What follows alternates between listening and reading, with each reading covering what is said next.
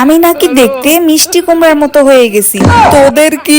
তোদের কি আমি মিষ্টি কুমড়া হব, আলু হব, যা খুশি তা হব, তোদের কি বে? কিছুদিন যাবত আমি একটু ওয়েট গেইন করছি বলে দুনিয়ার এটা ওইটা আমাকে শুধু পোলাই লাগতেছে। তো ভাই কেন আমি হঠাৎ করে ওয়েট গেইন করলাম একটু ব্যাখ্যা করি। এতদিন শুধু আমি আমার হাজবেন্ড মানে কলা মেনের ভালোবাসায় মোটা হয়েছি। বেড়াই কিছু না খাইতে চাইলে জোর করে হয়তো, মন খারাপ হলেও হয়তো, মন খুশি হলেও হয়তো এটা ওইটা খাওয়াইতেই থাকতো। আর এখন সাথে যোগ হয়েছে আপনাদের ভালোবাসা, মানে আপু আমার একটু আচারটা খান, আপু আমার রোস্ট, আমার মিষ্টি, আপু আমার কেক। না খাইতে চাইলেও কিভাবে যেন অ্যাড্রেস ম্যানেজ করে আমার বাসায় আপনাদের খাবার পাঠিয়ে দেন। তো এইভাবে আপনাদের ভালোবাসা পাইতে পাইতে প্লাস যখন কোনো পার্লার কিংবা আমি যে কোনো জায়গায় হচ্ছে গিয়ে রিভিউ করতে যাই, সেখানে গেলো আপু কি খাবেন, আপু প্লিজ খেতেই হবে, আপু প্লিজ এই কাচ্চি খান, আপু আপু প্লিজ মিট বক্স খান আপু।